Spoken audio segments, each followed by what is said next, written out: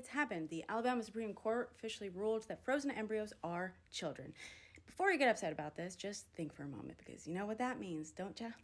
Tax write-offs. Bear with me here because it's actually so much more than that, and I promise you that before the end of this video, you're gonna be on the phone making an embryo freezing appointment and running to Alabama to move your new family. Yes, I said family because those embryos are now dependents. And all the associated storage fees, childcare costs. And if 18 years of those tax deductions are not enough, just think of the fact that these embryos will never actually have an 18th birthday.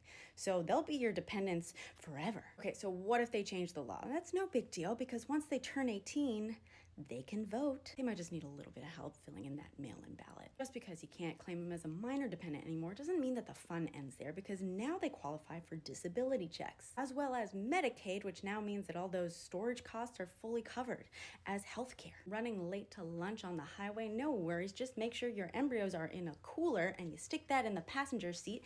Now you can take the carpool lane. Get to the restaurant and you're not too hungry, that's fine, just order off the kids menu. In fact, embryo carrying coolers are about to become the hottest accessory this year. Next time you're on a Titanic, women and children first, coming through. Don't forget that priority boarding every time you fly now. Your witch of a coworker expecting you to take the Christmas Eve shift? No ma'am, that hoe only has 2 kids.